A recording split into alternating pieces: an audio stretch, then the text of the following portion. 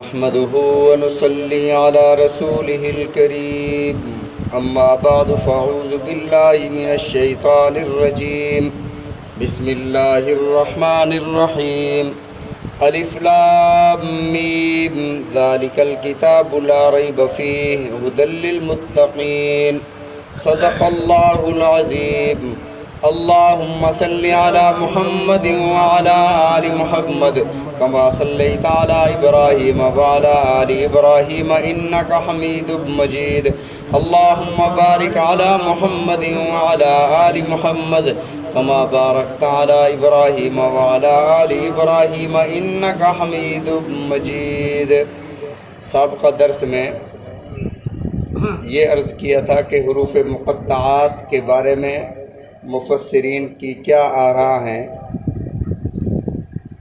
امام شاہ ولی اللہ محدث دہلوی رحمۃ اللہ علیہ فرماتے ہیں کہ جس طرح کسی ڈگری کے مخففات ہوتے ہیں کہ یہ ایم اے ہے، یہ ایف اے ہے، یہ بی اے ہے، یا کسی عہدے کے مخففات ہوتے ہیں، یہ ڈی سی کا عہدہ ہے، یہ ڈی پی او ہے، یہ ایس ایچ او ہے، تو انہوں نے فرمایا کہ یہ مخففات ہیں۔ صورت میں جو مضامین ہوتے ہیں وہ اللہ نے ان حروف مقطعات میں رکھ دیے۔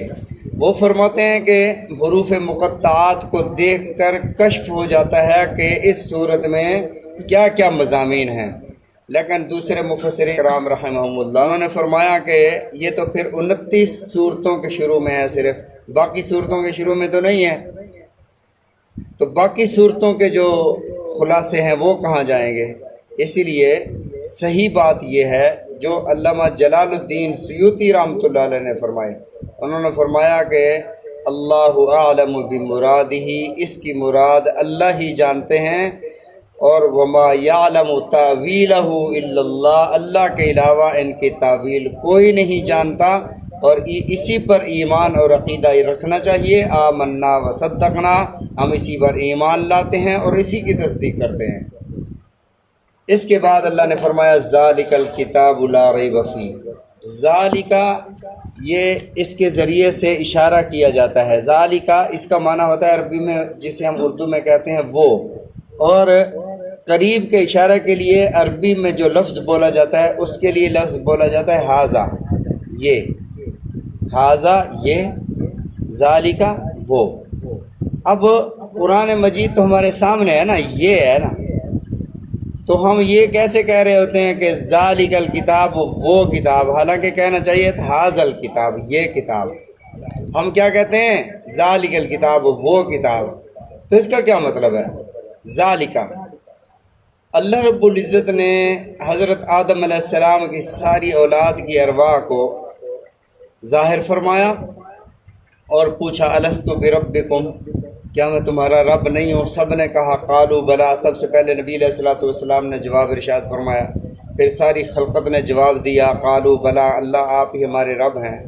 اس وقت اللہ نے ارشاد فرمایا تھا، اور سابقہ آسمانی کتابوں میں بھی اس کا ذکر ہے کہ میرے نبی آخر الزمان تشریف لائیں گے تو ہم انہیں کتاب عطا فرمائیں گے جو ساری کتابوں کی سردار ہوگی، اور اللہ نے وہاں پر وعدہ فرمایا تھا اے میرے محبوب ہم آپ کو نبوت بھی عطا کریں گے، رسالت بھی عطا کریں گے، اور کتاب بھی عطا فرمائیں گے۔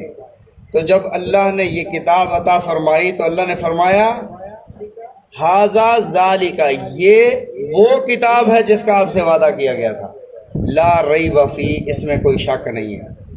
ریب عربی زبان کا لفظ ہے، ریب کا مطلب بھی شک ہے، شک بھی عربی زبان کا لفظ ہے، شک کا معنی بھی شک، تردد۔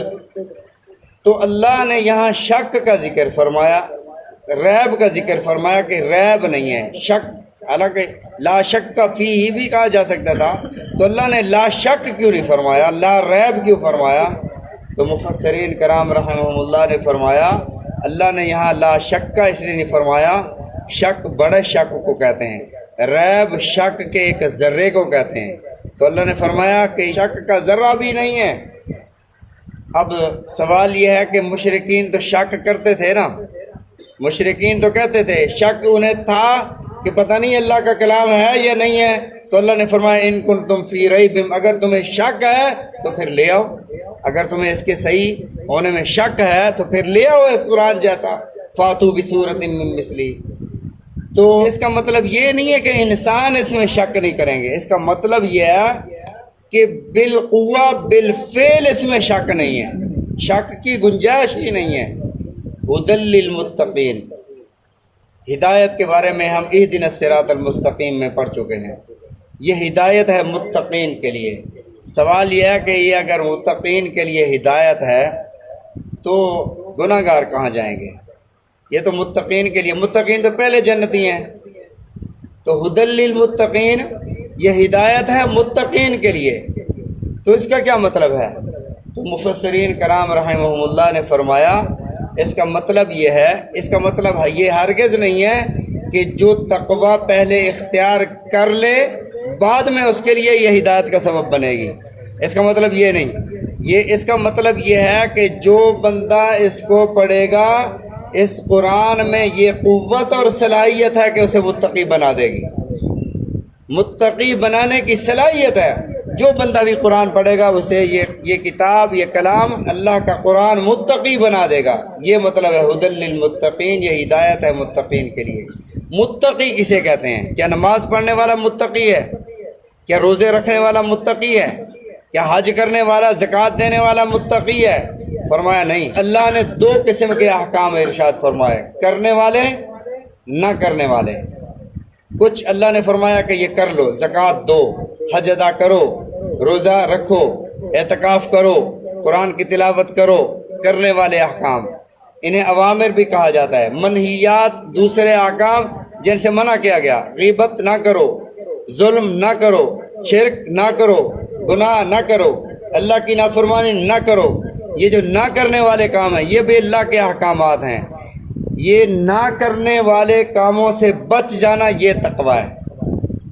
اللہ نے جو احکامات ارشاد فرمایا کہ یہ کام نہ کرو، جھوٹ نہیں بولتا، غیبت نہیں کرتا، اور دوسرے جتنے بھی گناہ ہیں اللہ کی نافرمانی والے کام نہیں کرتا، یہ بندہ متقی ہے۔